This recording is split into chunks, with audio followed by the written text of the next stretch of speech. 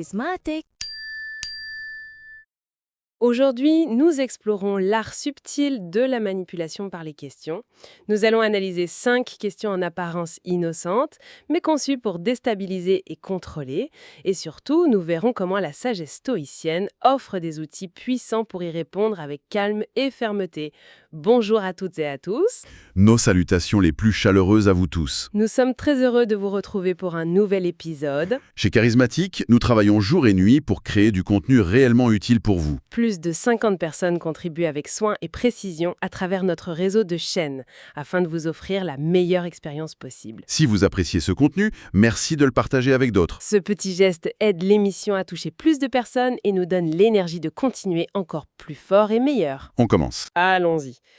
On a tous déjà vécu ce moment un peu étrange dans une conversation, non ? Ah oui, tout à fait. On nous pose une question qui, en surface, a l'air complètement innocente. Mais on sent tout de suite un malaise, un petit quelque chose qui cloche. C'est ça. Et dès qu'on essaye de répondre, on réalise qu'on est tombé dans un piège, qu'on est entré dans un jeu où, en fait, on ne peut pas gagner. C'est tout l'art des manipulateurs. Leur arme, ce n'est pas toujours le mensonge direct, l'affirmation. Parfois, c'est bien plus insidieux. C'est la question. Et ce n'est pas nouveau. Pas du tout, c'est une tactique vieille comme le monde. Si on regarde les écrits des philosophes stoïciens, Sénèque, Épictète. ou Marc Aurèle, oui, il y a 2000 ans, ils nous mettaient déjà en garde. Ils avaient compris que la tromperie la plus efficace, c'est rarement l'attaque de front. C'est plus subtil. Beaucoup plus. Il s'agit de planter une petite graine de doute pour que la personne s'attaque elle-même, pour qu'elle commence à remettre en question sa propre perception. La méthode n'a pas changé, elle est juste devenue plus sophistiquée. Notre mission aujourd'hui, c'est donc de décortiquer 5 de ces questions pièges.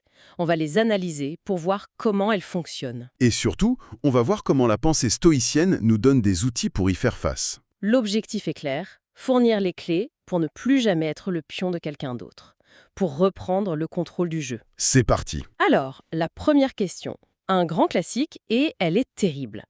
Pourquoi es-tu si sensible ? Ah, celle-là.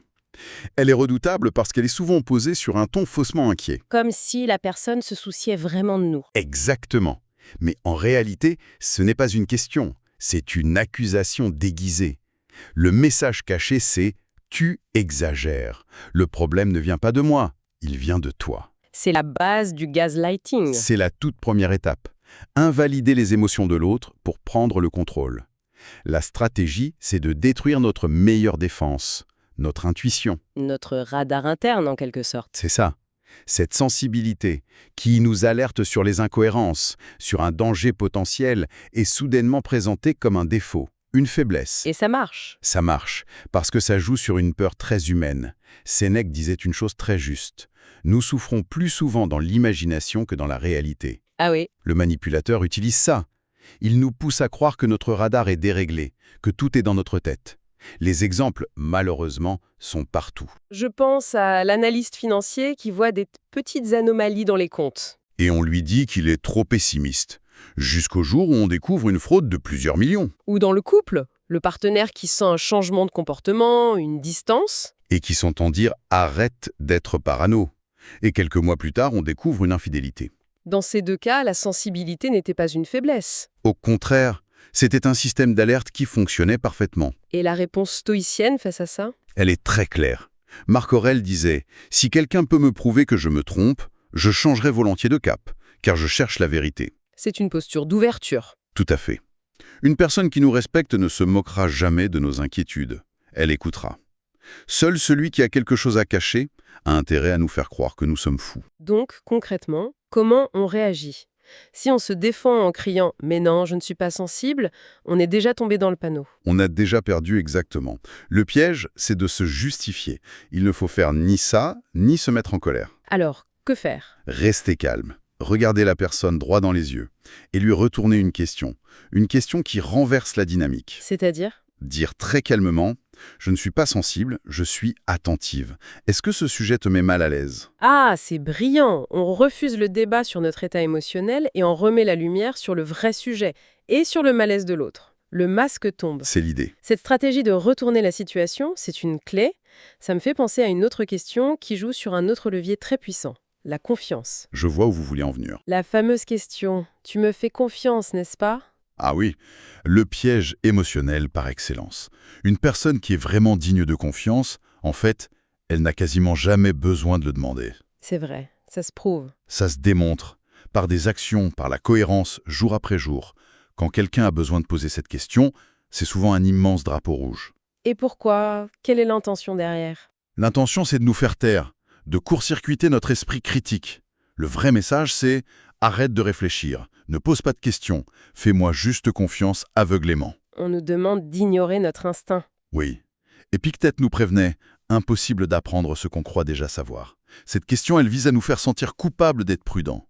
La prudence devient une sorte de trahison. C'est l'argument de l'associé qui cache ses chiffres mais qui demande la confiance. Ou du partenaire qui cache son téléphone mais qui répète sans cesse « tu ne me fais pas confiance ».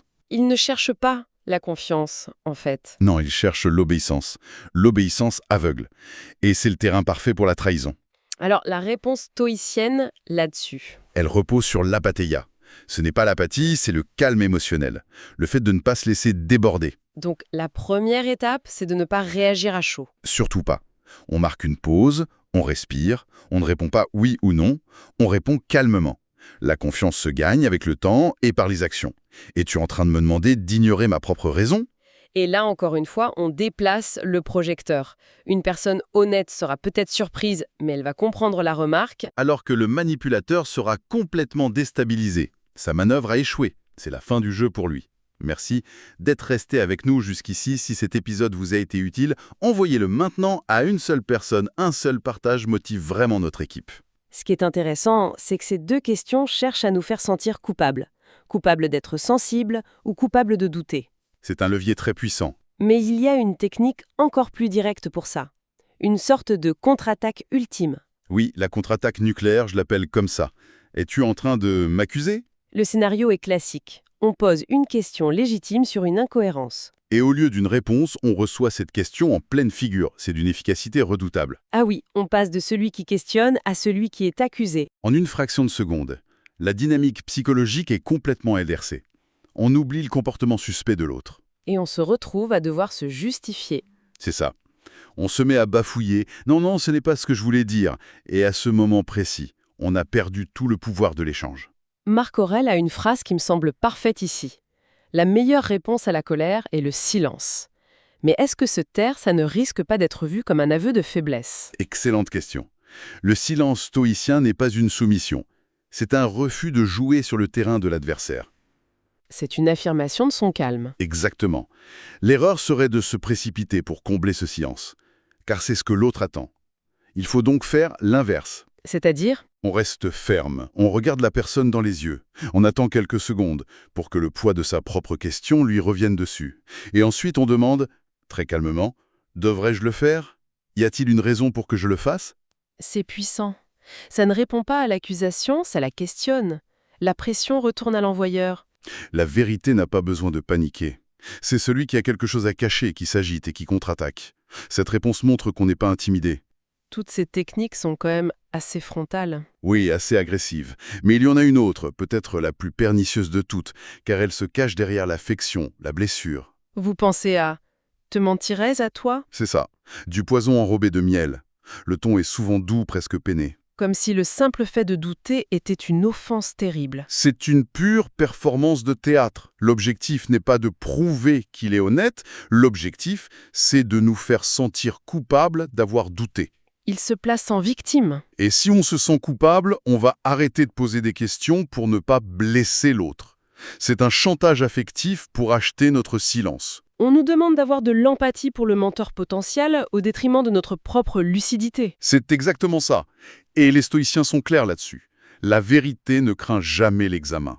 Sénèque le disait très simplement, « Si ce n'est pas vrai, ne le dis pas. Si ce n'est pas juste, ne le fais pas. » Une personne honnête n'a pas besoin de nous convaincre de son honnêteté. En général, c'est même le contraire. Plus quelqu'un insiste sur sa propre innocence, plus il faut être vigilant. Si on dit oui, peut-être, c'est le conflit assuré. La parade, c'est de refuser de jouer sur ce terrain émotionnel. Encore une fois, la pause est notre meilleur allié. On laisse le silence faire son travail. Et ensuite, on recadre complètement le débat. On dit « La question n'est pas de savoir si tu me mentirais, La question est de savoir si je m'en rendrais compte si tu le faisais. Waouh, ça change tout. Le message, c'est « Mon jugement ne dépend pas de tes belles paroles, mais de ma propre capacité d'observation. C'est comme allumer la lumière dans une pièce sombre. Les menteurs prospèrent dans le brouillard émotionnel. Cette réponse dissipe le brouillard. » Bon, et quand toutes ces stratégies, la culpabilisation, le chantage affectif, la contre-attaque ont échoué, qu'est-ce qui reste au manipulateur? Il lui reste une dernière arme, l'arme de la dernière chance. La stratégie de l'épuisement. Et c'est là qu'arrive la fameuse question « Ne peut-on pas simplement tourner la page ?» Voilà, ça sonne comme un appel à la paix, à la réconciliation. Mais ce n'est pas ça. Pas du tout. En surface, ça semble raisonnable, mais en profondeur, ce n'est pas une recherche de résolution. C'est une tentative de fuite. Le vrai message, c'est Je ne veux pas assumer mes responsabilités, j'ai juste besoin que tu sois trop fatigué pour continuer à chercher la vérité. Tellement de situations toxiques survivent comme ça. parce que la personne qui cherche la vérité finit par s'épuiser. Exactement. On voit ça partout. L'entreprise en plein scandale qui dit à ses employés « Il faut penser à l'avenir pour éviter de rendre des comptes sur le passé ». Ou le partenaire infidèle qui, une fois démasqué, dit « Ah, pourquoi en parler encore? Passons à autre chose. » Ce n'est pas un appel à la guérison, c'est un appel à l'amnésie forcée, pour enterrer un problème non résolu. Et pour un stoïcien, ça, c'est inacceptable. Inacceptable. La vérité n'a pas de date de péremption. Marc Aurèle n'a jamais dit « sauf si c'est difficile ». La paix ne pas se construire que sur la clarté. La réponse doit donc être ferme. Calme, mais incroyablement ferme. Sans colère, mais sans céder un millimètre. On respire et on dit « je pourrais tourner la page quand j'aurai compris ce qui s'est passé exactement ». Pas avant. La paix, oui, mais pas au prix de la vérité. Cette phrase ancre la conversation dans la réalité. Si on prend un peu de recul sur tout ça, on voit bien la stratégie globale. Le but est toujours le même. Oui, créer un chaos mental chez sa cible, nous faire perdre pied, douter de notre propre santé mentale pour maintenir le contrôle. Et c'est là que la philosophie stoïcienne devient plus qu'une simple technique de répartie. C'est un vrai bouclier mental. Le bouclier ultime, tout repose sur la règle d'or d'Épictète. Distinguer ce qui est sous notre contrôle de ce qui ne l'est pas. C'est ça. Les questions des autres, leurs tentatives de nous manipuler, tout ça n'est pas sous notre contrôle. Mais notre réaction, si. Notre jugement, notre calme, ça, c'est entièrement à nous. L'arme du manipulateur ne fonctionne que si l'on y réagit émotionnellement. Si on supprime cette réaction, l'arme devient inefficace. Le conseil final, c'est donc de refuser le rôle de pion. La prochaine fois qu'on sent un de ces jeux se mettre en place, il ne faut pas paniquer. Il faut observer, rester calme et se poser cette question intérieure. Est-ce que ceci est sous mon contrôle? C'est là qu'on retrouve son pouvoir. Et pour terminer, j'aimerais qu'on laisse une dernière question en suspens. Une pensée pour la réflexion. Ces 5 questions, on a vu comment les autres les utilisent contre nous.